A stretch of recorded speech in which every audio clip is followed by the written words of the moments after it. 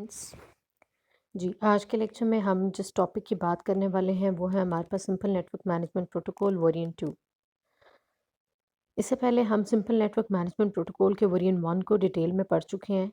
हम ये देख चुके हैं कि नेटवर्क मैनेजमेंट का जो प्रोटोकॉल है, simple network management protocol version 1 में वो किस तरह से नेटवर्क को मैनेज करने में हमारी हेल्प करता है। उसके 4 मॉडल्स हैं, उन चारों मॉडल्स को हम अपने नेटवर्क में इम्प्लीमेंट करते हैं, यानी एसएनएमपी वर्जन 1 के ऑर्गेनाइजेशन मॉडल के अकॉर्डिंग हम अपने नेटवर्क्स को ऑर्गेनाइज करते हैं, मेन मैनेजर्स एंड एजेंट्स को एंड मैनेज्ड ऑब्जेक्ट्स को ऑर्गेनाइज करते हैं। देन इंफॉर्मेशन मॉडल को फॉलो करते हुए हम मल्टीपल जो मैनेज्ड ऑब्जेक्ट्स हैं जिन्हें मैनेज करना है उनसे रिलेटेड इंफॉर्मेशन को मेंटेन करते हैं। कम्युनिकेशन मॉडल हमें ये बताता है कि agent manager and managed objects के दरमियान कम्युनिकेशन के का मेथड और उसके रूल्स एंड उसके लिए मैसेजेस कैसे होंगे जो यूज़ होंगे, और कौन से ऑपरेशंस परफॉर्म होंगे, कौन सी फंक्शनैलिटीज़ परफॉर्म होंगी। फंक्शनल मॉडल ये बताता है to manage the network. Simple network management protocol के बेसिक्स को हम जान चुके हैं। वर्जन 1 में हम ये जान चुके हैं कि उसके चारों मॉडल्स कैसे इम्प्लीमेंटेड होते हैं और कैसे काम करते हैं। अब हम सिंपल नेटवर्क मैनेजमेंट प्रोटोकॉल के वर्जन 2 को और देन वर्जन 3 को डिस्कस करेंगे। वर्जन 2 को हम इस तरह से डिस्कस करेंगे कि हम ये देखेंगे वर्जन 2 में वर्जन 1 से चेंजेस क्या हैं, यानी न्यू चेंजेस, मेजर चेंजेस कहाँ कहाँ पे वर्जन 2 वर्जन 1 से डिफरेंट है। ठीक है। अदरवाइज़ अगर हम वर्जन 1 की बात करते हैं एसएनएमपी के, वर्जन 2 की बात करते हैं या वर्जन 3 की बात करते हैं, तीनों के अंदर ही एक जैसे 4 मॉडल हैं, यानी organisation model, information model, communication model and functional model, और उन चारों मॉडल्स को बिल्कुल एक ही तरीके से इम्प्लीमेंट किया जाता है with some changes in SNMP version 2 and with some other changes in SNMP version 3। पहले हम एसएनएमपी वर्जन 2 को डिस्कस करते हैं कि उसके अंदर वर्जन 1 से क्या चेंजेस हैं, देन हम वर्जन 3 की तरफ जाएंगे। जी, वर्जन 2 वर्जन 1 से जो चेंजेस, जो डिफरेंस, जो मेजर चेंजेस रखता है, उनमें से सबसे पहले तो जो मैसेजेस ट्रांसफ़र होते हैं उनमें बल्क डाटा ट्रांसफ़र भी अब पॉसिबल है। यानी पहले हमारे पास कम्युनिकेशन में बल्क डाटा ट्रांसफ़र नहीं था, ज़्यादा से ज़्यादा गेट रिक्वेस्ट या गेट नेक्स्ट रिक्वेस्ट मैसेज था, जो एक के बाद नेक्स्ट से नेक्स्ट से नेक्स्ट डीप जो ट्री के लेवल में नीचे जाते हुए फर्दर रिक्वेस्ट कर सकता था कोई भी कम्युनिकेशन के लिए, किसी भी तरह के डाटा के लिए। लेकिन बल्क डाटा ट्रांसफ़र हमारे पास अदर डाटा ट्रांसफ़र से डिफरेंट है, यानी ऑर्डिनरी डाटा ट्रांसफ़र से डिफरेंट है। यहाँ पर हमारे पास बल्क में यानी ज़्यादा मिकदार में एक साथ डाटा का ट्रांसफ़र पॉसिबल है वर्जन 2 के अंदर, जबकि वर्जन 1 के अंदर हमारे पास ये काम हम बल्क डाटा ट्रांसफ़र नहीं कर सकते, बल्कि हम नेक्स्ट नेक्स्ट रिक्वेस्ट जैसा काम कुछ करके फर्दर इन्फॉर्मेशन ले सकते थे। बहरहाल वर्जन 2 में हम बल्क डाटा को यानी ज़्यादा डाटा को एक साथ ट्रांसफ़र कर सकते हैं। एक और चीज़ जो हमें नज़र आएगी वर्जन 2 के अंदर वो ये कि जब हम इसके ऑर्गेनाइजेशन मॉडल को देखेंगे, इसके आर्किटेक्चर को देखेंगे, तो वहाँ पर हमें मैनेजर टू मैनेजर कम्युनिकेशन होती हुई भी नज़र आएगी। इससे पहले हम सिर्फ manager to agent messages communicate करते हुए हमने वर्जन 1 के अंदर देखे, लेकिन वर्जन 2 के अंदर मैनेजर्स भी आपस में बात कर सकते हैं, किस तरह से, किन मैसेजेस के थ्रू, उन पे भी हम बात करते हैं। इसके अलावा वर्जन 2 के एसएमआई यानी स्ट्रक्चर ऑफ मैनेजमेंट इंफॉर्मेशन के अंदर भी चेंजेस किए गए, उसे इन्हांस किया गया और अब उसका नाम एसएमआई नहीं बल्कि एसएमआई वर्जन 2 होगा। यानी स्ट्रक्चर ऑफ मैनेजमेंट इंफॉर्मेशन जो हमें ये बताता है कि किन किन ऑब्जेक्ट्स की इंफॉर्मेशन को मेंटेन करना है, उसके लिए सिंटैक्स एंड सिमेंटिक्स क्या होगा। ठीक है। हमें structure of management information syntax and semantics बताता है इंफॉर्मेशन को मेंटेन करने का।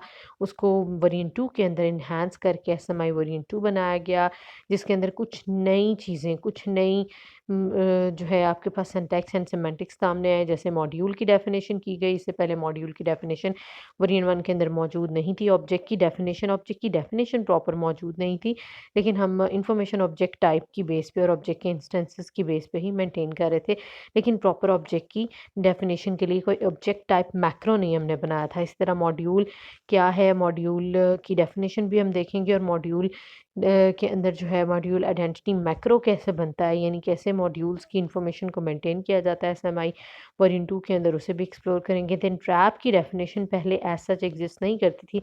ज़्यादा ट्रैप को बताने के लिए, ट्रैप के बारे में कि which type of trap has been occurred, हमने एक इंटीजर जो है इन्यूमरेटेड इंटीजर बनाया था जो कि 6 वैल्यूज़ 0 से लेके 5 तक वैल्यूज़ ले रहा था, जो कि no error, too big error, no such name and bad value and etcetera, generate error, authentication error, वो सारे एरर्स के बारे में बताता है। लेकिन अगर हम कहें कि उसकी प्रॉपर डेफिनेशन ट्रैप की या उसके लिए कोई मैक्रो बनाओ तो ऐसा नहीं है। अच्छा, मैक्रो क्या है? मैक्रो समझ लीजिए एक तरह की डेटाबेस, एक तरह का एक डाटा स्टोर, एक तरह का एक प्रॉपर एक ऑर्गेनाइज्ड फॉर्म में डाटा जो है वो मेंटेन किया जाना किसी भी चीज़ के बारे में। तो वेरिएंट 2 के अंदर उसके इन्फॉर्मेशन मॉडल के अंदर अगर हम चेंजेस देखते हैं तो वहाँ पे modular entity, object type macro and notification type macro, 3 new macros आए। और ये वेरिएंट 1 के अंदर एनहांसमेंट थी, जिससे हमारे पास नया एसएमआई बना, जिसे हम एसएमआई वेरिएंट 2 कहते हैं। देन टेक्सचुअल कन्वेंशंस हम देखेंगे, इसके अंदर टेक्सचुअल कन्वेंशंस क्या हैं, किस तरह से हमारे वेरिएंट 2 के अंदर चेंजेस लाते हैं और उसका क्या इफ़ेक्ट होता है, मैनेजमेंट में क्या रोल है, उस पे भी हम बात करेंगे। कन्फर्मेंस स्टेटमेंट्स क्या होती हैं और उन्होंने किस तरह से चेंज किया वेरिएंट 2 को, उसको भी हम डिस्कस करेंगे। Then row creation and deletion table में पॉसिबल है, कैसे पॉसिबल है, किस लिए की जाती है और कैसे की जाती है, ये हम देखेंगे। एमआईबी इन्हांसमेंट, यानी जो हमारे पास मैनेजमेंट इंफॉर्मेशन बेस है, जो कि आपके पास कंसेप्चुअल व्यू होता है इंफॉर्मेशन मॉडल का, information about objects, managed objects, agents and managers, उसको भी इन्हांस किया गया, यानी उसके अंदर कुछ नए हमें ऑब्जेक्ट्स और कुछ नई चीज़ें नज़र आई। देन ट्रांसपोर्ट मैपिंग को भी बेटर बनाया गया। ट्रांसपोर्ट मैपिंग किस तरह से की गई और क्या उसका मकसद था, उसे भी एक्सप्लोर करेंगे। अगर आप देखें तो आपके पास मैनेजर टू मैनेजर मैसेजेस जो हैं, ये आपके ऑर्गेनाइजेशन मॉडल के अंदर चेंज है, मैनेजर टू मैनेजर कम्युनिकेशन होना। बल्क डाटा ट्रांसफ़र आपके कम्युनिकेशन मॉडल में चेंज है। ऑर्गेनाइजेशन मॉडल का चेंज है, manager to manager messages, communication model का चेंज है, बल्क डाटा का ट्रांसफ़र। उसके अलावा enhancement to SMI, textual convention, conformance statement, row creation relation, MIB enhancement to transport mapping and MIB enhancement, ये सारे के सारे आपके पास चेंजेस हैं। इंफॉर्मेशन मॉडल में ट्रांसपोर्ट मैपिंग हम कह सकते हैं जी आपका कम्युनिकेशन प्लस फंक्शनल मॉडल के अंदर कुछ चेंजेस किए गए। यानी कि ऑलमोस्ट हमने जो 4 बेसिक मॉडल्स हैं किसी भी नेटवर्क मैनेजमेंट के प्रोटोकॉल के और एसएनएमपी वेरिएंट 1 के भी, उन चारों मॉडल्स के अंदर कुछ चेंजेस हमने किए, तो हमारे पास वेरिएंट 2 बना। बेसिकली अगर हम देखें तो हमारे पास वेरिएंट 2 के अंदर हमने सिक्योरिटी फीचर को ऐड किया था। जैसे कि वेरिएंट 1 के अंदर हमने बात की थी, तो वेरिएंट 1 के अंदर हमारे पास सिक्योरिटी का एलिमेंट एग्जिस्ट नहीं करता, सिवाय इसके कि हम कम्युनिटी में ऑथेंटिकेशन स्कीम बना के एजेंट्स एंड मैनेजर्स को एक दूसरे के लिए ऑथेंटिकेट करवाते हैं। उसके अलावा हमारे पास जो वेरिएंट 1 के अंदर है वो ऐसा सिक्योरिटी का कोई फीचर नहीं था। वेरिएंट 2 के अंदर सोचा गया ओरिजिनली कि वेरिएंट 2 के अंदर अब हम सिक्योरिटी को ऐड करेंगे, लेकिन लेटर ऑन वेरिएंट 2 के अंदर भी सिक्योरिटी को जस्ट प्लेस होल्डर के तौर पर इंक्लूड किया गया, जिसे कंप्लीट, जिसके अंदर इंफॉर्मेशन, जिसके अंदर प्रॉपर सिक्योरिटी के रूल्स को वेरिएंट 3 के अंदर जाके कंप्लीट किया गया। ठीक है, और अगर हम कम्युनिकेशन मॉडल देखें या ऑथेंटिकेशन की बात करें, तो वेरिएंट 2 में भी वेरिएंट 1 की तरह कम्युनिटी बेस्ड एडमिनिस्ट्रेटिव फ्रेमवर्क है, यानी यहाँ पे भी हमारे पास community profile and community policies, access policies decide होते हैं, जिसकी बेस पे मल्टीपल मैनेजर एजेंट आपस में कम्युनिकेशन करते हैं। यानी कह लें जी उतनी ही यहाँ पे भी सिक्योरिटी है, उतनी ही जितनी कि वेरिएंट 1 के अंदर थी ऑथेंटिकेशन स्कीम के थ्रू, वेरिएंट 2 के अंदर भी उतनी ही सिक्योरिटी है। बहरहाल मेजर चेंजेस जो हैं इन्हें बारी बारी एक्सप्लोर करते हैं। सबसे पहले हम अपने ऑर्गेनाइजेशन मॉडल के अंदर देखते हैं मैनेजर टू मैनेजर मैसेजेस कैसे कम्युनिकेट होते हैं। ठीक है, ये देखें जी एसएनएमपी वेरिएंट 2 का नेटवर्क मैनेजमेंट का आर्किटेक्चर देखें। पहले हमारे पास जो वेरिएंट 1 के अंदर एसएनएमपी वेरिएंट 1 का नेटवर्क मैनेजमेंट आर्किटेक्चर था, उसके अंदर आपके पास सिर्फ और सिर्फ 2 ही एंटिटीज़ दिखाई गई थी, SNMP manager and SNMP agent. लेकिन अब हमारे पास SNMP manager, then SNMP manager and SNMP agent, यानी फाइनली एजेंट के साथ कम्युनिकेशन होनी है, लेकिन मैनेजर्स आपस में भी कम्युनिकेशन कर सकते हैं, सेम एप्लीकेशन को यूज़ कर रहे होते हैं ये। अब कौन कौन से मैसेजेस मूव करते हैं? पहले हमारे पास कितने मैसेजेस थे? 5 मैसेजेस थे। अब ज़रा इसको देखें हमारे पास मैसेजेस कितने हो गए हैं।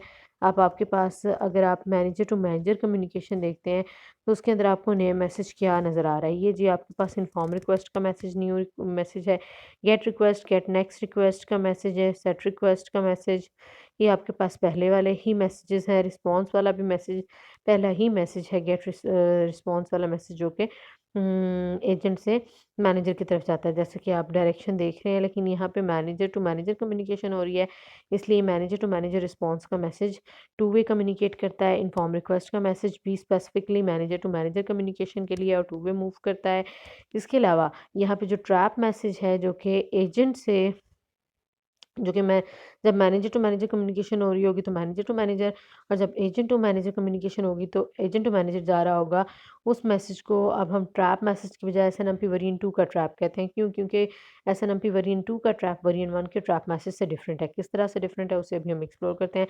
बहरहाल जी, अगर दो मैनेजर्स ने आपस में कम्युनिकेशन करनी है तो वो inform request, get next request का मैसेज यूज़ करके, गेट बल्क रिक्वेस्ट का, सेट रिक्वेस्ट का, रिस्पॉन्स का और एसएनएमपी वेरिएंट 2 का मैसेज यूज़ करके कम्युनिकेशन कर सकते हैं। ये हमारे पास मैसेजेस की डायरेक्शन है जब मैनेजर ने मैनेजर से कम्युनिकेशन करनी है। तो दो मैनेजर्स आपस में एक दूसरे को इन्फॉर्म रिक्वेस्ट एंड जो रिस्पॉन्स का मैसेजेस हैं एक दोनों दोनों एक दूसरे को सेंड कर सकते हैं।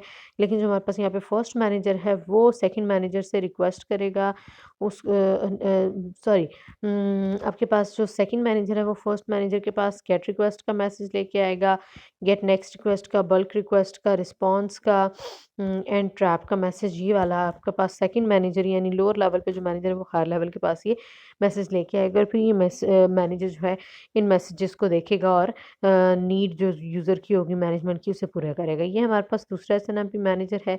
अगर आप इसको देखें तो इस मैनेजर की तरफ से आपके पास आपको मल्टीपल मैसेजेस जाते हुए नज़र आ रहे हैं और एक मैसेज इसकी तरफ आ रहा है।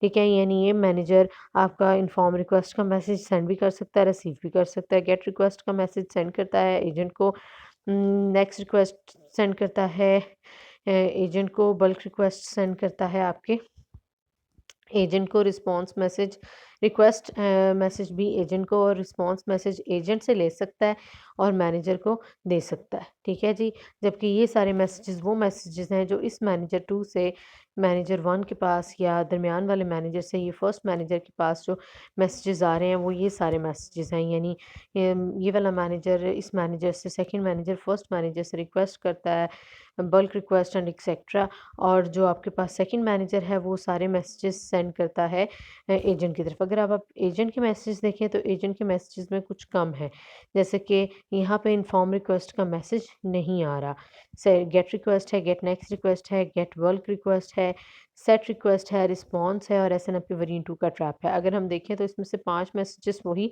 पहले वाले मैसेजेस हैं, बस उनका नाम चेंज हो गया है। जैसे गेट रिस्पॉन्स की बजाय अब रिस्पॉन्स मैसेज रह गया और ट्रैप एसएनएमपी वेरिएंट 2 का ट्रैप हो गया। अगेन ये दोनों मैसेजेस एजेंट से ही मैनेजर की तरफ होंगे। बाकी जो सारे मैसेजेस हैं वो एजेंट के पास आते हैं मैनेजर की तरफ से। पहले वो 3 मैसेज थे, रिक्वेस्ट, नेक्स्ट रिक्वेस्ट और सेट रिक्वेस्ट। अब हमारे पास वो 4 हो गए हैं जिसके अंदर गेट बल्क रिक्वेस्ट का मैसेज भी इंक्लूड हो गया। सो टोटल यहाँ पे हमारे पास एजेंट से मैनेजर को अब 3 की बजाय 4 मैसेज, सॉरी मैनेजर से एजेंट की तरफ अब 3 की बजाय 4 मैसेजेस जा रहे हैं और एजेंट से मैनेजर के पास अभी भी 2 ही मैसेजेस जा रहे हैं। ठीक है? इसी तरह अगर हम मैनेजर टू मैनेजर कम्युनिकेशन देखें तो मैनेजर टू मैनेजर कम्युनिकेशन में हमारे पास 6 और 7 बेसिकली टोटल 7 मैसेजेस जा रहे हैं और आ रहे हैं, जिसमें से एक मैनेजर दूसरे मैनेजर को रिक्वेस्ट और दूसरा मैनेजर पहले मैनेजर की को रिस्पॉन्स सेंड करता है।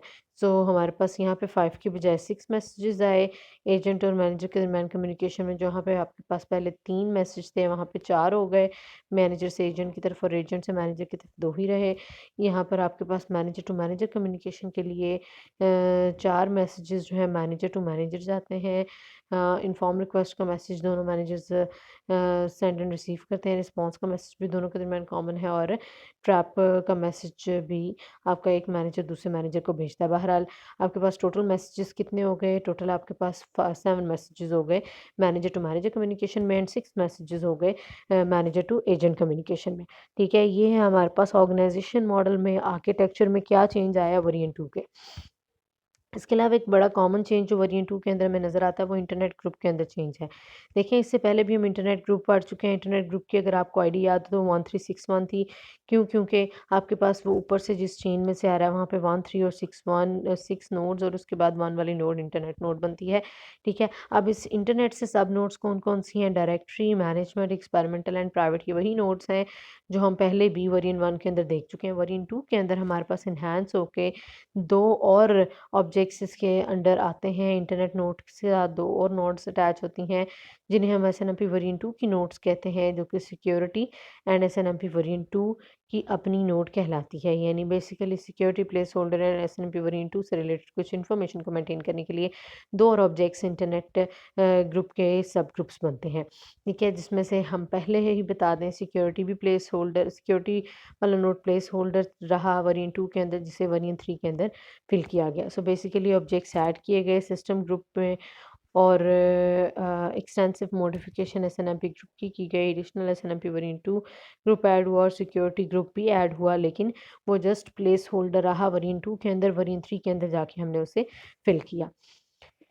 जी, अगर हम एसएनएमपी वेरिएंट 2 के न्यू मैसेजेस को एक्सप्लोर करें, जैसे कि हमने वेरिएंट 2 के ऑर्गेनाइजेशन मॉडल के अंदर, आर्किटेक्चर के अंदर देखा, तो हमें 3 तरह के न्यू मैसेजेस नज़र आ रहे हैं। Inform request, get bulk request and report message.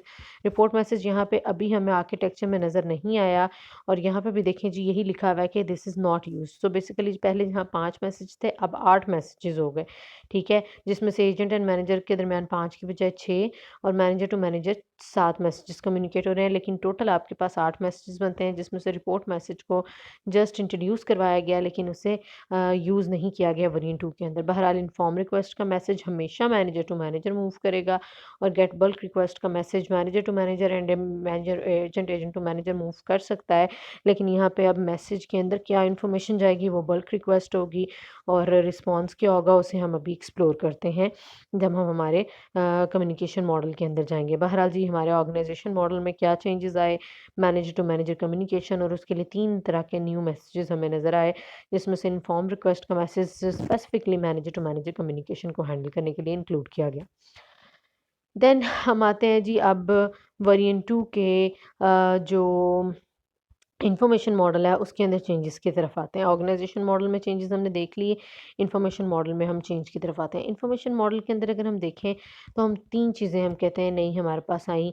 हमारे पास एसएमआई वेरिएंट 2 बन गया, और मॉड्यूल की डेफिनेशन, मॉड्यूल मैक्रो हमने बनाया, ऑब्जेक्ट टाइप मैक्रो बनाया, और नोटिफिकेशन टाइप मैक्रो बनाया। यानी 3 नए मैक्रोज, 3 नई तरह की इन्फॉर्मेशन हमारे वेरिएंट 2 के अंदर वेरिएंट 1 से आई। वो कौन सी इन्फॉर्मेशन है, और कैसे जो है इन्फॉर्मेशन मॉडल में एसएमआई वेरिएंट 2 में इन चीज़ों को हैंडल किया गया, तीनों चीज़ों को कैसे इंक्लूड किया गया, उसे हम डिस्कस करते हैं। मॉड्यूल आइडेंटिटी मैक्रो देखते हैं, देन ऑब्जेक्ट आइडेंटिटी मैक्रो देखते हैं, और फिर हम उसके बाद at the end trap macro भी देखेंगे। वो कहाँ पे है, वो आपके पास आगे जाके है। बहरहाल जी, हम बात करते हैं सबसे पहले हमारे पास इन्फॉर्मेशन मॉडल के अंदर एसएमआई वेरिएंट 2 के अंदर चेंजेस आए, तो सबसे पहले मॉड्यूल डिफाइन हुआ। अब मॉड्यूल किसे कहते हैं? Module is a group of related assignments, यानी एक जैसा काम, एक जैसी चीज़ें, एक जैसी एक्टिविटीज़ को अगर हम मिला दें तो मॉड्यूल बनता है। और मॉड्यूल आइडेंटिटी मैक्रो डिफाइन करता है मॉड्यूल की डेफिनेशन, यानी वो मॉड्यूल के बारे में डिटेल बताता है। जैसे कि यहाँ पे हमें 2 जो है मॉड्यूल आइडेंटिटी के मैक्रो दिखाए हुए हैं, एक के अंदर जनरल कुछ चीज़ें हैं, और एक के अंदर स्पेसिफिकली वैल्यू के साथ चीज़ें हैं। For example, module identity macro हम बनाते हैं, उसको बिगिन करते हैं, और उसकी टाइप रखते हैं notification. Notification last updated value आएगी, ऑर्गेनाइजेशन में टेक्स्ट में उसका नाम आएगा, कॉन्टैक्ट इन्फो में भी टेक्स्ट में नाम आएगा, जिसकी तरफ से ये जो है ना मॉड्यूल ऐड किया गया। डिस्क्रिप्शन में उसकी डिस्क्रिप्शन आएगी, and the remain part as it is लिखा जाएगा। वैल्यू नोटेशन में वैल्यू, ऑब्जेक्ट और आइडेंटिफायर आएगा। देन रिवीजन पार्ट के अंदर आपके पास रिवीजन्स एंड एक्सेट्रा। यानी अब देखें, आपके पास रिलेटेड असाइनमेंट्स को, रिलेटेड कामों को इकट्ठा करके मॉड्यूल बना दिया गया, ठीक है? इससे पहले हम एग्रीगेशन पढ़ चुके हैं। टेबल के अंदर हम जो बनाते हैं, एग्रीगेटेड टेबल बनाते हैं वेरिएंट 1 के अंदर, जिसमें हम मल्टीपल रिलेटेड ऑब्जेक्ट्स को इकट्ठा करते हैं। यहाँ पे हम ऑब्जेक्ट्स को नहीं, बल्कि हम ऑब्जेक्ट्स की जो जो काम है, जो असाइनमेंट्स हैं, जो एक्टिविटीज़ हैं, उसकी बेस पे हम उसे ग्रुप करके तो मॉड्यूल बनाते हैं। और मॉड्यूल आइडेंटिटी जो है वो मॉड्यूल की डेफिनेशन के बारे में बताता है। फॉर एग्जांपल, एक मॉड्यूल हम लेते हैं ISIMIB मॉड्यूल, ठीक है? ये मॉड्यूल आइडेंटिटी है, इसका लास्ट अपडेटेड कब हुआ, इसके ऑर्गेनाइजेशन का नाम क्या है, इसकी कॉन्टैक्ट इन्फॉर्मेशन क्या है, इसकी डिस्क्रिप्शन क्या है, रिवीजन इसकी किस नंबर पे होती है और इसकी फ़र्दर डिस्क्रिप्शन क्या है जी। आपके पास ये सारी चीज़ें, रिवीजन की फ़र्दर डिस्क्रिप्शन क्या है, ये सारी चीज़ें मिल के आपके पास एक मॉड्यूल को डिफ़ाइन करती हैं। अब ISIMI मॉड्यूल ऐसा मॉड्यूल है जो ISI की मल्टीपल कंपोनेंट्स को, यानी इंफॉर्मेशन टेक्नोलॉजी सर्विसेज इनकॉर्पोरेशन जो है ना, उसकी इंफॉर्मेशन रखता है। सो मॉड्यूल के अंदर हमने एक जैसी जो एक्टिविटीज़ थी, रिलेटेड असाइनमेंट्स थी, उन्हें इकट्ठा कर लिया और मॉड्यूल को बाकायदा डिफ़ाइन किया है SMI वेरिएंट 2 के अंदर। देन ऑब्जेक्ट क्या है और ऑब्जेक्ट आइडेंटिटी मैक्रो क्या बनता है, उसमें हम देखते हैं ऑब्जेक्ट आइडेंटिफायर। ऑब्जेक्ट जो है बेसिकली कोई भी ऑब्जेक्ट है जिसे हमने मैनेज करना है नेटवर्क के ऊपर, मैनेज्ड ऑब्जेक्ट। अब उसका हम आइडेंटिफायर भी डिफाइन करते हैं, उसकी आइडेंटिटी भी और उसकी टाइप भी वेरिएंट 2 के अंदर। ऑब्जेक्ट आइडेंटिफायर ये बताता है कि आपके ऑब्जेक्ट का एडमिनिस्ट्रेटिव आइडेंटिफिकेशन क्या है MIB के अंदर, यानी किसी भी ऑब्जेक्ट की MIB व्यू के अंदर कितनी एक्सेस या क्या उसकी एडमिनिस्ट्रेशन या कितना उसका कंट्रोल या फिर राइट है नेटवर्क के कंपोनेंट्स के ऊपर। ऑब्जेक्ट आइडेंटिटी मैक्रो ये बताता है कि एक ऑब्जेक्ट का आइडेंटिफायर हमने उसको कैसे देना है MIB के अंदर। ऑब्जेक्ट आइडेंटिटी समझ लें जी, आइडेंटिफायर असाइन करने के लिए यूज़ होता है, ये बताने के लिए कि किसी भी एक ऑब्जेक्ट को MIB व्यू को देखते हुए हमें कैसे पता चलेगा किसी भी ऑब्जेक्ट को कि नेटवर्क के ऊपर कितना एडमिनिस्ट्रेटिव कंट्रोल है, यानी अगर वो मैनेजर है तो उसका कंट्रोल ज़्यादा होगा, अगर एजेंट है तो उससे कम होगा, ऑब्जेक्ट्स हैं तो उनका कोई भी एडमिनिस्ट्रेटिव रोल नहीं होगा। सो ऑब्जेक्ट आइडेंटिटी मैक्रो ने हमें एक्चुअली, ऑब्जेक्ट आइडेंटिफायर ने एक्चुअली हमें ऑब्जेक्ट की कितनी प्रिविलेज है, कितनी एक्सेस है, कितने राइट है या क्या उसकी एडमिनिस्ट्रेशन है over other components, over other managed object, वो हमें बताता है ऑब्जेक्ट की आइडेंटिटी, ऑब्जेक्ट का आइडेंटिफायर जो कि हमें MIB व्यू के अंदर नज़र आता है। देन ऑब्जेक्ट टाइप मैक्रो ये बताता है कि आपके पास मैनेज्ड ऑब्जेक्ट की टाइप क्या है, किस तरह का ऑब्जेक्ट है आपके पास, स्केलर ऑब्जेक्ट है, एग्रीगेटेड ऑब्जेक्ट है, एडमिनिस्ट्रेटिव ऑब्जेक्ट है, मैनेजर है, एजेंट है। ऑब्जेक्ट टाइप ये डिफाइन करता है।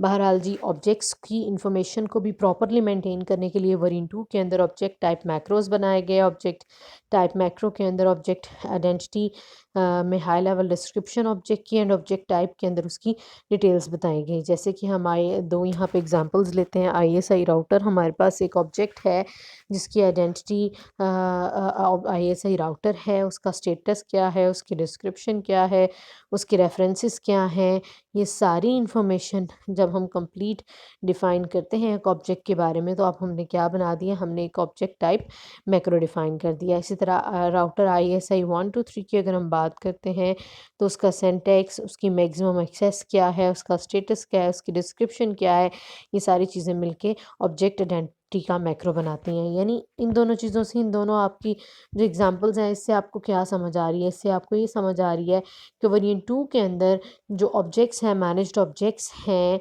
या मैनेज करने वाली एंटिटीज़ हैं, उनकी एक्सेस को, उनकी एडमिनिस्ट्रेशन को, उनके स्टेटस को, उनसे रिलेटेड इंफॉर्मेशन को और ज़्यादा ऑर्गेनाइज्ड फॉर्म में मैक्रोज बना के स्टोर किया गया वेरिएंट 2 के अंदर, सो दैट मैनेजर को, मल्टीपल मैनेजर या मैनेजर ऑफ मैनेजर को जो आपके पास सिंपल नेटवर्क मैनेजमेंट प्रोटोकॉल है वेरिएंट 2, उसका MIB व्यू देखते ही, ताकि मैनेजर को ये पता चल जाए कि कौन कौन से मैनेज करने वाली कौन कौन सी एंटिटीज़ हैं, कौन कौन से मॉड्यूल्स हैं जिन पे हमने रिलेटेड एक्टिविटीज़ को कंबाइन किया हुआ है और वो किस तरह से नेटवर्क्स को मैनेज करने के लिए उनको किन किन ऑब्जेक्ट्स के ऊपर कितने राइट्स और कितने प्रिविलेजेस और कितने एक्सेस हैं। अगर कोई ऑब्जेक्ट्स हैं तो ऑब्जेक्ट की टाइप्स, उनकी आइडेंटिटी क्या है, ताकि नेटवर्क मैनेजर जो है जब मैनेजमेंट करने लगे तो MIB व्यू देखते ही, SMI वेरिएंट 2 का MIB व्यू देखते ही उसे डिटेल इंफॉर्मेशन मिल जाए उन ऑब्जेक्ट्स की जिन्हें वो मैनेज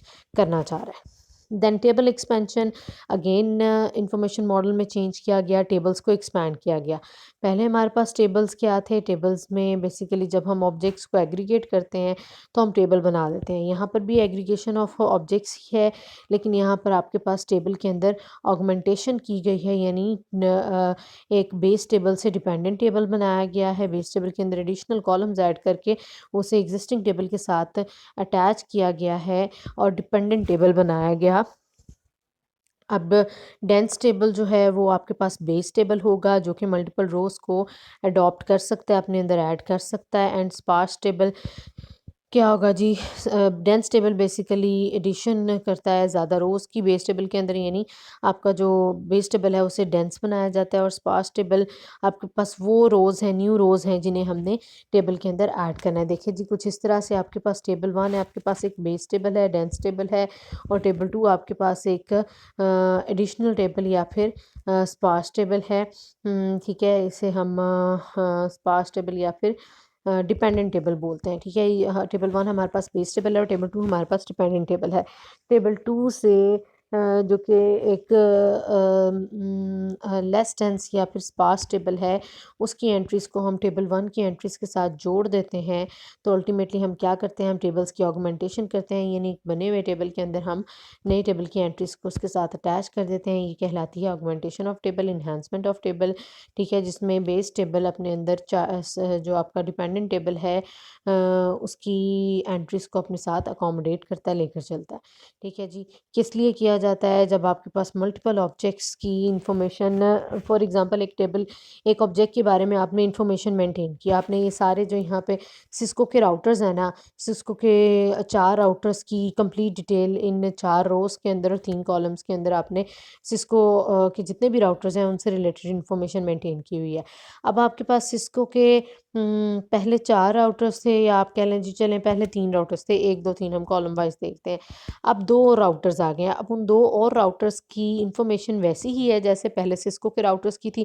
तो बजाय इसके कि हम नए टेबल बना के नई उनकी इंफॉर्मेशन मेंटेन करें, हम नई एंट्रीज़ लिखते हैं टेबल के अंदर और उसको पुरानी एंट्रीज़ के साथ अटैच कर देते हैं। यानी कि जैसे-जैसे हमारे नेटवर्क का साइज़ बढ़ता जाएगा, पहले 3 राउटर थे, 3 से 5 होंगे, 5 से 7 होंगे, 7 से 8, 10, 20, जितने भी राउटर्स होंगे उसके लिए हम नए-नए टेबल्स नहीं बनाएँगे। अगर वो वही राउटर्स हैं जो कि ऑलरेडी एग्जिस्टिंग चल रहे हैं और उनके बारे में टेबल बने हुए हैं, तो हम टेबल्स की ऑगमेंटेशन करते हुए नई एंट्रीज़ को पुरानी एंट्रीज़ के साथ जोड़ के डेंस टेबल्स को डेंस करते हैं और स्पार्स टेबल्स को डेंस टेबल्स के अंदर हम मर्ज करते हैं, मिक्स अप करते हैं। ठीक है जी, this is called augmentation of table that is necessary when we when we enhance the size of our networks. जैसे-जैसे नेटवर्क्स का साइज़ बढ़ता जाता है, वैसे-वैसे आपके पास से टेबल्स का साइज़ भी बढ़ता जाता है और रिलेटेड ऑब्जेक्ट्स को हम पहले से बने जो उनके टेबल्स हैं, उसके साथ ही उसकी इन्फॉर्मेशन को मेंटेन करते हैं, बजाय इसके कि हम नए टेबल्स बनाएँ। So this is called augmentation of table that is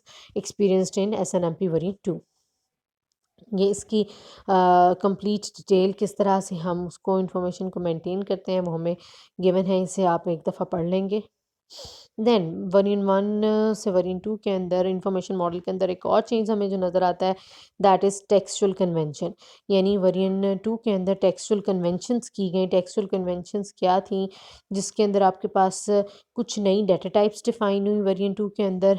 ठीक है, make semantics of data types consistent and human readable. और जो आपके पास सिमेंटिक्स थे नई डेटा टाइप्स के, उन्हें रीडेबल बनाया गया और ज़्यादा कंसिस्टेंट बनाया गया। New data types, existing data types को यूज़ करके न्यू डेटा टाइप्स बनाई गई और एक इम्पॉर्टेंट टेक्सचुअल कन्वेंशन की गई जिसे हम रो स्टेटस कहते हैं। यानी एक नई डेटा टाइप जो वर्जन 2 के अंदर इंक्लूड की गई वो है आपके पास रो स्टेटस। ठीक है, टेक्सचुअल कन्वेंशन क्या है? टेक्सचुअल कन्वेंशन आपके पास वर्जन 2 के इंफॉर्मेशन मॉडल के अंदर ऐसा चेंज है जो कि वर्जन 2 के इंफॉर्मेशन मॉडल के अंदर नई डेटा टाइप्स डिफाइन करने की फैसिलिटी हमें प्रोवाइड करता है। फॉर एग्जांपल, रो स्टेटस आपके पास एक न्यू डेटा टाइप है जो वर्जन 2 के अंदर वर्जन 2 के अंदर डिफाइन की गई। बहरहाल अगर हम एसएनएमपी वर्जन 2 के और वर्जन 1 एंड वर्जन 2 को अगर हम कंपेयर करते हैं, तो वर्जन 1 के अंदर आपके पास डिस्प्ले स्ट्रिंग ऑक्टेट स्ट्रिंग है और कमेंट्स में जो है उसकी सारी इन्फॉर्मेशन है कि डाटा जो है this data type is used to model textual information and ASCII character set and declared as having and size is 0 to 255। जबकि अगर आप वर्जन 2 के अंदर देखें तो वर्जन 2 के अंदर आपके पास प्रॉपर टेक्सचुअल कन्वेंशंस के नाम से एक नई जो है वो डेट टाइप का इंट्रोड्यूस करवाई गई है, जिसका डिस्प्ले हिंट बताया, उसका स्टेटस बताया, उसकी डिस्क्रिप्शन और उसका सेंटेक्स कंप्लीट इंफॉर्मेशन बताई गई।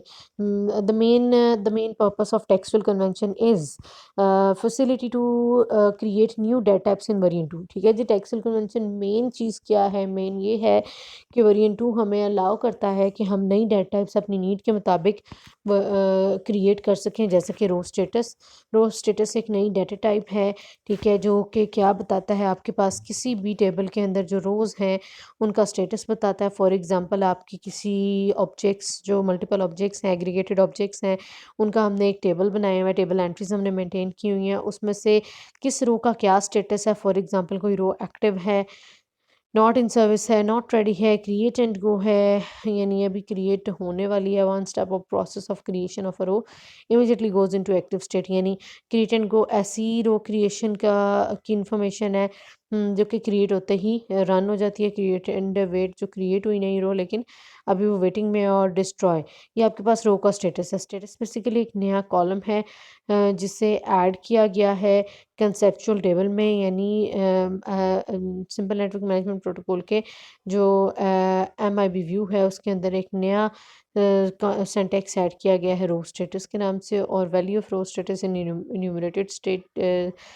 इंटीजर, अगेन यहाँ पे आपके पास रो के स्टेटस को हाईलाइट करने के लिए हम इन्यूमरेशन ही यूज़ कर रहे हैं, जैसे कि हम पहले भी यूज़ कर रहे थे। जैसे कि हम ट्रैप को शो करवाने के लिए या PDU की टाइप बताने के लिए हमने दो इन्यूमरेटेड इंटीजर यूज़ किए थे, वेरिएंट 1 के अंदर। वेरिएंट 2 के अंदर भी हम रो स्टेटस को बताने के लिए कोई इन्यूमरेटेड इंटीजर ही यूज़ करेंगे। हमारे पास 6 तरह के रो स्टेटस हो सकते हैं, जिसमें से हर एक का अपना अपना रोल है। और ये हम ऑगमेंटेड टेबल्स, या जो आपके पास एग्रीगेटेड टेबल्स हैं, जो कि वेरिएंट 2 के अंदर अब ऑगमेंटेड टेबल होते हैं, उसके अंदर जो रोज़ हैं उनके स्टेटस को बताने के लिए यूज़ होती है न्यू डेटा टाइप। बहरहाल जी, वेरिएंट 2 के अंदर हम नई data type conformance statements add कर सकते हैं, टेक्सचुअल कन्वेंशन कर सकते हैं। कन्फर्मेंस स्टेटमेंट्स के अंदर हम जो है क्या करते हैं, object type macros and module identity macros बनाते हैं। ये हमारे पास क्या है, ये हमारे पास है आपके पास वेरिएंट 2 के अंदर जो इन्हांसमेंट है उसको यहाँ पे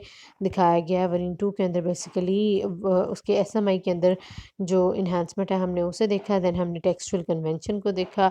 टेक्सचुअल कन्वेंशन क्या है, नई डेटा टाइप्स को क्रिएट करने की फैसिलिटी, जो कि वेरिएंट 1 के अंदर तो नहीं थी लेकिन वेरिएंट 2 के अंदर एग्जिस्ट करती है। और अगेन, रो के स्टेटस को रिप्रेजेंट करने के लिए हम यहाँ पे भी न्यूमरेटेड इंटीजर ही यूज़ करते हैं, जैसे कि वेरिएंट 1 के अंदर यूज़ किया। रो क्रिएशन एंड डिलीशन का तरीका देखें जी, आपके पास फॉर एग्जांपल एक टेबल, उसकी एंट्री है, 2 रोज़ हैं, नई रो क्रिएट करेंगे तो वो आपके पास उसी टेबल का पार्ट बन जाएगी। Create and go row creation क्या है, आपके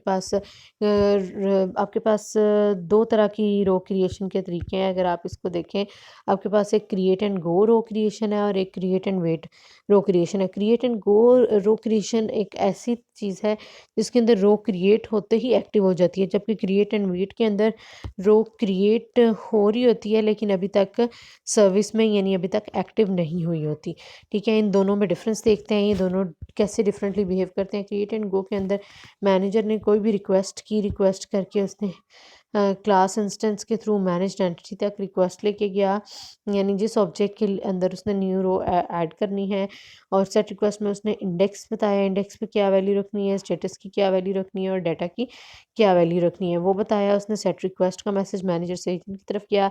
एजेंट क्या करेगा, इंस्टेंस क्रिएट करेगा, यानी रो क्रिएट करेगा और रिस्पॉन्स मैनेजर को भेजेगा कि उसने स्टेटस.3 को 1 वाली रो थर्ड वाले कॉलम में रखा है और उसका डाटा वही दिया जो कि रिक्वेस्ट की थी आपके मैनेजर ने कहा था कि स्टेटस 3 इंडेक्स 3 और डाटा 3 मींस एक नई रो क्रिएट करो एक बने हुए टेबल के लास्ट पे, जिसके अंदर अब थर्ड जो है वो रो में वो सारी इंफॉर्मेशन ऐड करो जो कि मैनेजर कहेगा। मैनेजर ने 4 3 एंड डेफिनेशन डाटा जो भी इंफॉर्मेशन दी वो उसे क्रिएट करेगा और रिस्पॉन्स में मैनेजर को बता देगा कि उसने कहाँ पे जो है ना रो स्टेटस फर्स्ट पे, इंडेक्स 3 पे और देन डॉट डेफिनेशन को क्रिएट कर दिया है। ये है आपके पास क्रिएट होते ही एक्टिव हो जाएगी। ये आपके पास क्रिएट एंड वेट के अंदर मैनेजर ने रिक्वेस्ट की और स्टेटस एंड इंडेक्स यानी न्यू रो तो क्रिएट करवाई, लेकिन डाटा अभी प्रोवाइड नहीं किया। रिस्पॉन्स में एजेंट बताता है कि हाँ जी रो अभी अंडर क्रिएशन है और कहाँ कहाँ पे वो क्रिएट करेगा वो उसकी इन्फॉर्मेशन देता है। अब मैनेजर जो है तब तक मैनेजर अब इस रिस्पॉन्स को देखते हैं और वेट करता है कि रो क्रिएट हो जाए। यहाँ पे जस्ट उसने रिक्वेस्ट की कि कहाँ कौन सी रो क्रिएट करनी है, थर्ड एंड उसकी वैल्यूज़ उसने प्रोवाइड की, जबकि एजेंट ने उसे बताया कि हाँ जो रिक्वेस्ट तुमने की थी स्टेटस 3 इंडेक्स 3 वो मैं क्रिएट कर रहा हूँ। लेकिन जब मैनेजर डाटा भी प्रोवाइड कर देगा एजेंट को, तो एजेंट जो है आपके पास उस डाटा को सेट करके तो उसको रिस्पॉन्स में अगर भेजता है नो सच इंस्टेंस, तो फिर आपके पास मैनेजर दोबारा से डाटा की डेफिनेशन भेजता है। जैसे कि देखें ना यहाँ पे आपके पास मैनेजर ने डाटा डॉट थ्री की डेफिनेशन कंप्लीट नहीं भेजी, बस उसने कहा कि डाटा की लिए फील्ड भी क्रिएट करो। ठीक है, अब एजेंट ने कहा ठीक है मैंने क्रिएट तो कर दिया, लेकिन उसके अंदर कोई वैल्यू नहीं है। अब मैनेजर पर जिम्मेदारी है कि वो दोबारा डेफिनेशन डाटा यानी जो थर्ड उसने डाटा के लिए डाटा थ्री की जो उसने नई फील्ड ऐड किया उसके अंदर डाटा फिल करवाता है और फिर एजेंट मैनेजर को रिस्पॉन्स में बताता है कि हाँ जी कहाँ पे उसकी नई रो क्रिएट हुई, उसका स्टेटस क्या है और उसकी डेफिनेशन डाटा की जगह सेट हो गई है। फिर मैनेजर रिक्वेस्ट करता है स्टेटस की, तो आपका एजेंट जो है वो रिस्पॉन्स में से स्टेटस पे बताता है। यानी ये वही रो क्रिएशन का प्रोसीजर है, लेकिन यहाँ पे जहाँ पे आपके पास पहले क्रिएट एंड गो के अंदर दो मैसेजेस के थ्रू यानी मैनेजर से एजेंट की तरफ रिक्वेस्ट आना और एजेंट से मैनेजर की तरफ रिस्पॉन्स आना, दो मैसेजेस के थ्रू काम हो रहा था, वही काम करने के लिए अब हम मल्टीपल मैसेजेस यूज़ करें, जैसे कि manager set request response, get request response, then set request then response. यानी आपके पास यहाँ पे 1 2 3 4 रिक्वेस्ट के और 4 ही रिस्पॉन्स के मैसेजेस जा रहे हैं और तब जाके रो क्रिएट हो रही है। ये तब है जब आपके पास मैनेजर पहले एजेंट से रो क्रिएट करवा लेता है और जब उसके पास उस रो के लिए डाटा होता है वो डाटा प्रोवाइड करके तो रो को कंप्लीट कर लेता है और फिर उसका स्टेटस और उसकी इन्फॉर्मेशन जो है एजेंट से पूछ के कंफर्म कर लेता है कि नई रो क्रिएट हो गई है और उसके अंदर डाटा भी चला गया है या नहीं। ये आपके पास दो तरीके हैं नई रो क्रिएट करने के। बहरहाल न्यू रो क्रिएट करने की फैसिलिटी हमारे पास वरीन 2 के अंदर ही है और उसके लिए रो स्टेटस के नाम से हम एक न्यू चीज़ ऐड करते हैं वरीन 2 के अंदर, जो कि create and go and create and wait दोनों तरीक़ों से रो को क्रिएट कर सकता है। देन रो डिलीशन का अगर हम प्रोसीजर देखें, रो डिलीशन के अंदर भी मैनेजर ने रिक्वेस्ट करनी है, मैनेजर ने बताना है कि कौन सी रो को डिलीट करना है और एजेंट ने उसी रो को जहाँ पे उसने रिक्वेस्ट की है एग्जैक्टली उसी रो को वो डिलीट करके तो रिस्पॉन्स भेज देगा मैनेजर को। कोई भी नंबर्स में चेंजेस नहीं आएंगे। फॉर एग्जांपल उसने state dot three equal to 6 request की थी डिलीट करने की, तो रिस्पॉन्स में एजेंट जो है उसी status dot three equal to 6 को ही डिलीट करेगा। So row creation and deletion is possible in variant 2 in the tables already stored table जो हैं जिन्हें हम ऑगमेंट भी कर सकते हैं वेरिएंट 2 के अंदर। अगर उसमें से हमने कोई नई रो ऐड करनी है या पुरानी रोज निकालनी है तो वेरिएंट 1 के अंदर ये फैसिलिटी नहीं थी, जबकि वेरिएंट 2 के अंदर हमारे पास ये फैसिलिटी है create and go, create and wait and row deletion के थ्रू। एसएनएमपी वेरिएंट 2 के अगर हम एमआईबी व्यू को देखें तो उसका एमआईबी व्यू भी इन्हांस हो गया। हमारे पास पहले जहाँ इंटरनेट से नीचे हमें 4 नोड्स नज़र आ रही थी, अब हमें 6 नोड्स नज़र आ रही हैं, जिसमें सिक्योरिटी प्लेस होल्डर है। और एसएनएमपी वेरिएंट 2 को अगर हम देखें तो उससे नीचे भी हमारे पास मल्टीपल हमें न्यू नोड्स नज़र आ रही हैं। जबकि जो अगर हम वेरिएंट 2 के मैनेजमेंट वाले ग्रुप को देखें तो उसके अंडर भी हमें एक नया एमआईबी व्यू नज़र आ रहा है जिसे हम एमआईबी 2 कहते हैं, कि जो कि सिस्टम ऑब्जेक्ट से लेकर एसएनएमपी ऑब्जेक्ट तक, यानी इसके अंदर 11 ऑब्जेक्ट्स फर्दर एग्जिस्ट करते हैं। बहरहाल अगर हम वेरिएंट 2 के एमआईबी को डिस्कस करें तो यहाँ पे सिक्योरिटी एबीपी प्लेस होल्डर है। सिस्टम ग्रुप को जो है ना टेबल सिस्टम और table edit that list resources that the agent controls network management system configures network elements through the agents. Most of the objects in SNMP variant 1 obsoleted, यानी बहुत से objects जो variant 1 के थे वो variant 2 के अंदर यूज़ नहीं होते। Object group and notification group को डिफाइन किया गया कन्फॉर्मेंस स्पेसिफिकेशन के लिए, कन्फॉर्मेंस स्टेटमेंट्स ऐड करने के लिए। Object definition and notification group की डेफिनेशन भी प्रॉपर प्रोवाइड की गई। कहाँ पर आपके पास वेरिएंट 2 के अंदर। बहरहाल वेरिएंट 2 का एमआईबी व्यू किस तरह इंटरनेट ग्रुप कैसे का है उसे हमने एज इट इज़ याद कर लेना है। ठीक है, वेरिएंट 2 का एमआईबी व्यू। देन कन्फॉर्मेंस क्या है जी? कन्फॉर्मेंस के अंदर हम object type macro and notification type macro बनाते हैं, नोटिफिकेशन ग्रुप मैक्रो बनाते हैं। कंप्लायंस या फिर कन्फॉर्मेंस ये है कि हम नई इन्फॉर्मेशन को आपके पास ऑलरेडी जो एसएनएमपी वेरिएंट 1 की डेटाबेस थी उसके अंदर हम कैसे इंक्लूड करते हैं। अब हम ऑब्जेक्ट को डिफाइन करने के लिए ऑब्जेक्ट ग्रुप मैक्रो बनाते हैं, यानी मल्टीपल रिलेटेड ऑब्जेक्ट्स को हम इकट्ठा करके ऑब्जेक्ट ग्रुप बनाते हैं और उसकी इन्फॉर्मेशन को मेंटेन करने के लिए ऑब्जेक्ट ग्रुप मैक्रो बनाते हैं। इसी तरह मल्टीपल नोटिफिकेशन के जो मैसेजेस हैं, ट्रैप मैसेजेस हैं, उनको हम प्रॉपर नोटिफिकेशन का नाम देते हैं और नोटिफिकेशन ग्रुप बना के उनके बारे में जो भी नोटिफिकेशन है हम उसको इसके अंदर लिस्ट आउट करते हैं। नोटिफिकेशन ग्रुप को अगर हम देखें तो नोटिफिकेशन ग्रुप में आपके पास वर्जन 1 के अंदर ट्रैप्स थे, ट्रैप्स का नाम दिया गया था, जबकि यहाँ पे वर्जन 2 के अंदर ट्रैप को नोटिफिकेशन का नाम दिया गया और उसे प्रॉपर्ली डिफाइन किया गया। For example SNMP basic notification group के अंदर आपके पास कौन-कौन सी नोटिफिकेशंस आ रही हैं, cold start and authentication failure, इन दोनों को हमने इकट्ठा करके एक ग्रुप बना दिए, 2 ट्रैप्स को इकट्ठा करके इसका स्टेटस बता दिया, इसकी डिस्क्रिप्शन बता दी। कंप्लायंस एक्चुअली क्या है? कंप्लायंस आपके पास कन्फॉर्मेंस क्या है जी? कन्फॉर्मेंस ये है कि अब हमने object group and notification group add कर दिए। कंप्लायंस क्या है? कंप्लायंस के अंदर 2 क्लासेस हैं ग्रुप्स की, मैंडेटरी ग्रुप्स या फिर ऑप्शनल ग्रुप्स। यानी जो भी हम ग्रुप्स बनाते हैं ऑब्जेक्ट्स के या नोटिफिकेशंस के, वो या तो आपके पास मैंडेटरी होते हैं या फिर वो आपके पास ऑप्शनल होते हैं। मैंडेटरी या ऑप्शनल हमें कहाँ से पता चलता है? हमें उसकी जो मैक्रो बना होता है उससे हमें पता चलता है। आपके पास क्या एसएनएमपी का बेसिक कंप्लायंस मॉड्यूल कंप्लायंस है या आपके पास मैंडेटरी ग्रुप है या फिर ऑप्शनल ग्रुप है, ये हमें कंप्लायंस से पता चलता है। ठीक है जी, यहाँ पे उसका मैंडेटरी या ऑप्शनल होने की इन्फॉर्मेशन हमारे पास मौजूद है। फॉर एग्जांपल मैंडेटरी ग्रुप्स के अंदर आपके पास SNMP group, SNMP set group, system group and basic notifications आ रहे हैं, जबकि ग्रुप जो कि ऑप्शनल है उसके अंदर एसएनएमपी कम्युनिटी ग्रुप आ रहा है। बहरहाल अगेन ये हमारे पास क्या चेंज है? इन्फॉर्मेशन मॉडल की इन्हांसमेंट है वर्जन 2 के अंदर वर्जन 1 से। एजेंट कैपेबिलिटीज़ को डिफाइन करने के लिए भी प्रॉपर मैक्रो बनाए गए हैं, जिसके अंदर क्लियरली लिखा होता है कि फॉर एग्जांपल कोई भी एक एजेंट है राउटर ISI 1 2 3 का, तो उससे कितनी-कितनी और किस-किस के ऊपर एक्सेस मौजूद है। फॉर एग्जांपल वो system group, SNMP group, SNMP set group, basic notification group सबको हैंडल कर सकता है, ठीक है? और इसका स्टेटस जो है वो इंक्लूड करता है कुछ स्पेसिफिक ग्रुप्स को, जो कि हमें बताते हैं कि किन-किन ग्रुप्स के ऊपर आपके एजेंट को एक्सेस है और किस-किस एमआईबी व्यू के ऊपर एजेंट को एक्सेस नहीं है। फॉर एग्जांपल IFMIB के ऊपर एक्सेस है, IPMIB के ऊपर, TCP के ऊपर एंड एक्सेट्रा। जिस के ऊपर एक्सेस है वो एजेंट कैपेबिलिटीज़ मैक्रो के थ्रू बताया जाता है कि किस-किस को ये सपोर्ट कर सकता है और किस-किस के अंदर एडिशनल फीचर्स ऐड कर सकता है, यानी एजेंट किन ऑब्जेक्ट्स को डील कर सकता है। वो सारी इन्फॉर्मेशन हमारे पास एजेंट कैपेबिलिटीज़ मैक्रो के अंदर इंक्लूड की गई वर्जन 2 के अंदर। एसएनएमपी वर्जन 2 का MIB2 व्यू भी हमने एज इट इज़ इसके ग्रुप्स देख लेने हैं कौन-कौन से इसके अंदर इंक्लूड होते हैं।